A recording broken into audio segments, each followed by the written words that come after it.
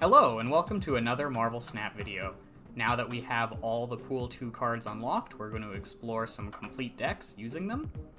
The first one we're going to look at today is the Move strategy, which got a lot of new components from Pool 2, namely Cloak, allowing you to move cards to its location next turn, and being 4 power for 2 energy, and Vulture. When this card moves, get plus 5 power. So if you can move it once, it's already 8 power for 3 energy. But then you can move it again and again, making this just an insanely powerful 3-cost card. One of the other movement components that was originally in Pool 1, but now has more opportunities to shine, is Multiple Man. When this moves, add a copy to the old location. So you're actually able to create Multiple Man all over the board, and it will maintain the power that it has. So it starts off at 3 power, but by playing cards such as Forge, which gives the next card you play plus 2 power, or Hulkbuster, which will merge with the card, giving it plus 4 power, you're able to make very large Multiple Man that can be moved all around the board. So the ways you would move these cards is the Cloak we talked about earlier. Doctor Strange will move the highest power cards to this location. And then lastly is Heimdall, who on reveal moves all of your cards one location to the left. This can be a very large swing on the final turn where your opponent thinks they have a lane 1 because your power is invested elsewhere, and then the whole board shifts. Note that people who have played against this archetype before know to expect the Heimdall, and to keep that in your considerations when you're making your plays. You also have to be setting up your board with this in mind ahead of time to make sure you have room to move the cards around, and so this archetype can be pretty tricky.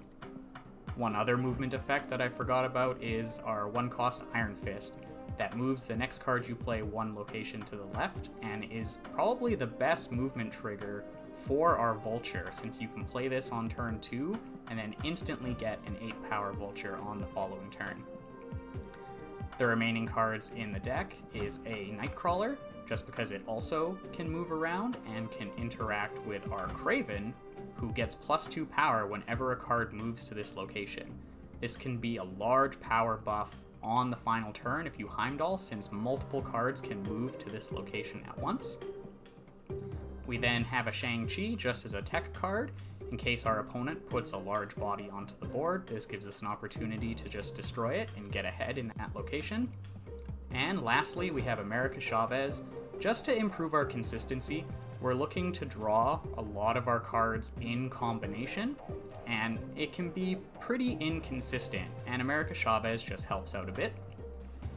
To be frank, as cool as the Multiple Man synergies are, it took me quite a lot of games to get an example of it really popping off. The true star of the show was the Vulture, who can just get very big with very little investment. With that, let's hop into some games. First location is Dream Dimension, which might throw off our curve. For now, we pass.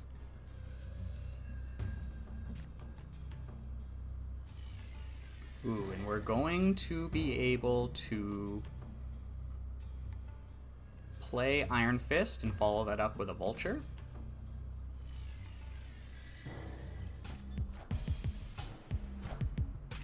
And they play a Cloak, which isn't going to do anything for them just yet.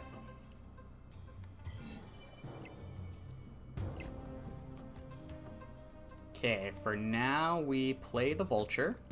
Next turn, we're going to be able to Cloak and Kraven.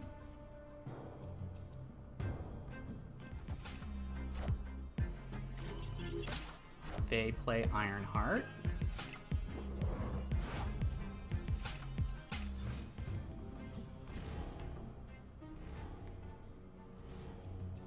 And we'll be able to pull the Vulture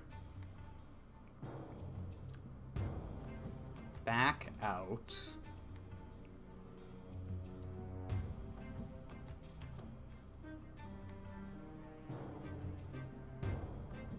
So let's go with the Kraven and the Cloak. We'll be able to pull the Vulture over, giving Kraven +2, and giving us another buff on our Vulture, and then we'll be able to Doctor Strange to pull the Vulture out of this lane.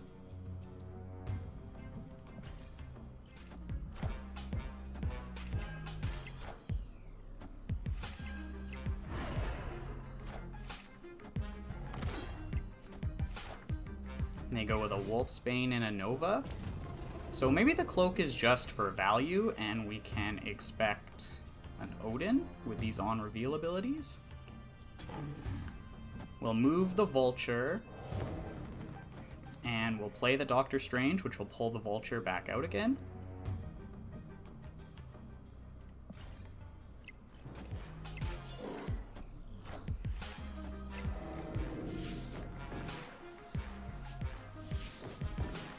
Now we're up to 18 power Vulture. They play a Killmonger. Destroys our Iron Fist and gives their board a buff.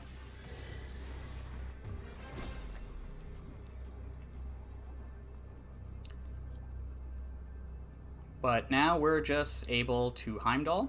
It'll put 22 power Vulture over to Necrosha and an extra 3 from the Doctor Strange. The Kraven and the Cloak will move over here, and then Kraven will trigger a couple times for cards having moved. We'll give up the Xandar since they're already ahead of us there.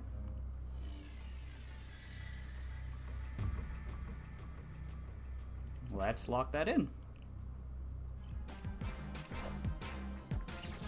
So yeah, they go with the Odin, which will buff up their cards by quite a lot. But our Vulture is going to just be absolutely massive.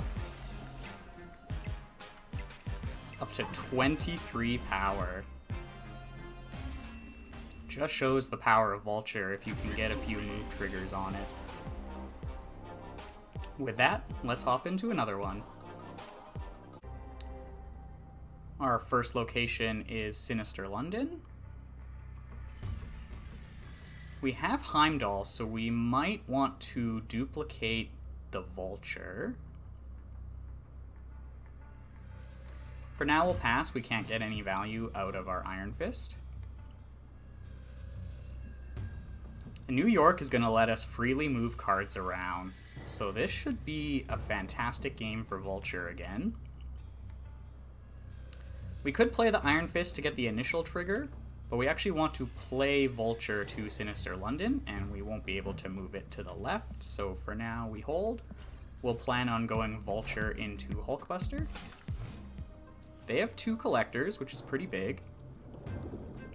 We can likely expect a Devil Dinosaur. But we have Shang-Chi as backup. We'll play our Vulture. Lumeria will stop it from being revealed this turn, but it'll just end up being played and duplicated next turn. And then we can Hulkbuster the Vulture, giving us a 3rd Vulture on the board.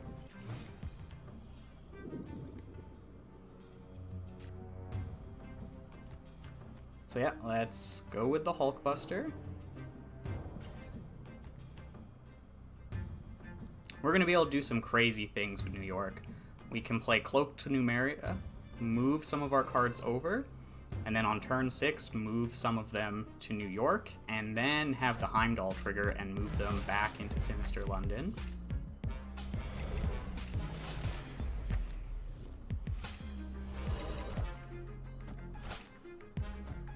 And they go with a Sentinel, so they're already putting quite a lot of power into this side. It's going to buff up their collectors even more. So we can expect about 25 power from here. 27 if they maintain the full hand size.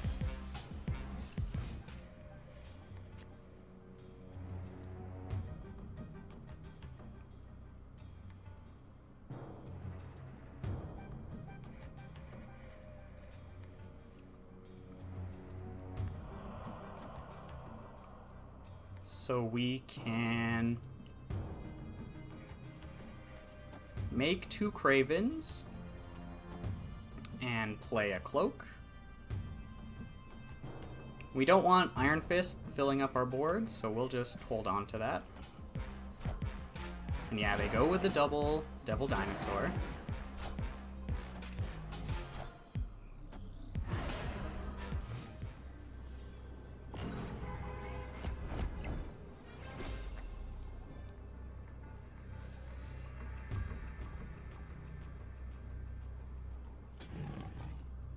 They're revealing first.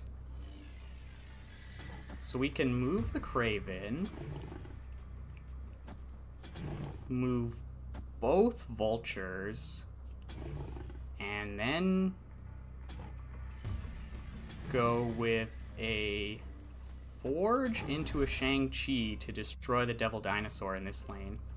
This is going to be a ton of power in New York, and we should devastate their Lumeria lane, and we'll just give up Sinister London. In hindsight, maybe we shouldn't have played the Cloak, since now there's a bit of variance on where they move things, but these are both going to be very strong locations for us. Don't even need the Heimdall.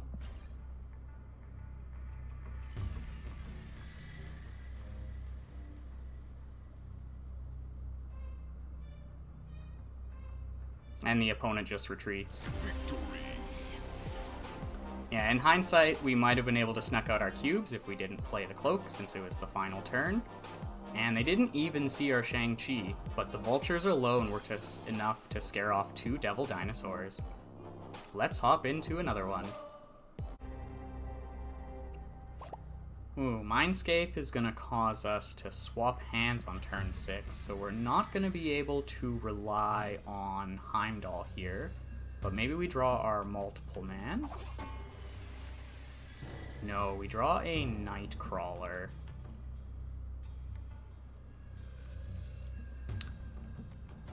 Let's get the Craven down. We'll be able to move some cards to its location and pull it out with Doctor Strange.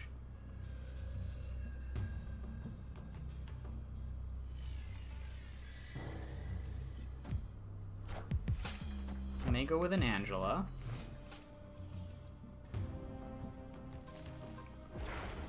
Nova Roma draws us a card. Okay, so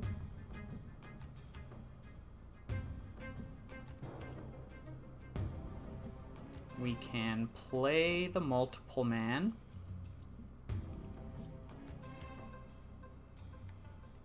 And an Iron Fist. Then we'll be able to put the Hulkbuster on the multiple man and shift it,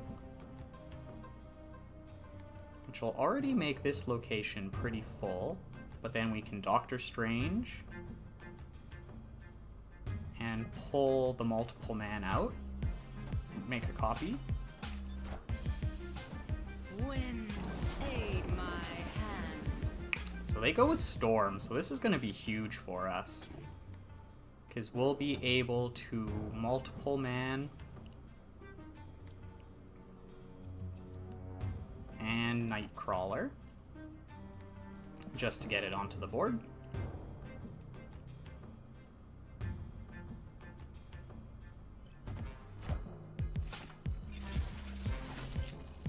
They end up not playing to the flooded location, probably hoping we overcommit, but we're not actually putting any resources into here since our multiple man gets to stay in Nova Roma as well.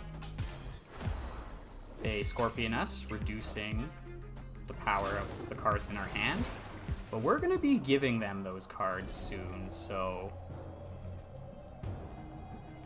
it's actually a plus for us. So we can Doctor Strange and Cloak. Doctor Strange will pull 2 multiple men over here, giving us a big power push here. That'll be 14 from the multiple men and 4 on the Craven. And then next turn, we'll be able to move 2 more multiple men over into Nova Roma. And since we have the flooded location already won, this is going to be more power than they're likely going to be able to come up over. There's even a chance we win all 3 locations.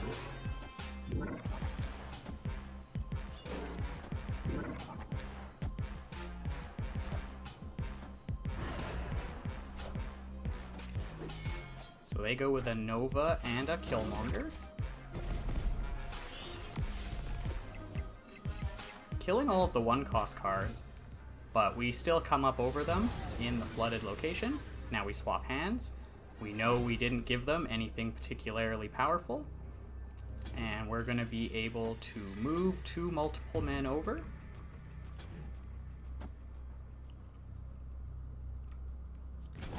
And for good measure, we can drop their Iron Man to make sure we win Mindscaped. None of our cards are over 9 power, so the Shang-Chi won't do much for them. And we get to watch Multiple Man really pop off here. And the opponent retreats. We didn't give them many good cards to work with, but we didn't need any cards to work with because the Multiple Men alone were going to be enough to win this. And it really shows how this card can get out of control. I hope you enjoyed the games. It's not the most consistent deck, but it has some of the most powerful synergies in the current card pool and can be a lot of fun to use. There's also a high skill ceiling on this, as positioning your cards correctly turns in advance really pays off on later turns. If you have any questions or feedback for me, make sure to leave those in the comment section, and let me know what other archetypes or combos you would like to see explored on the channel. If you enjoyed the video, don't forget to like and subscribe, and I will see you in the next one.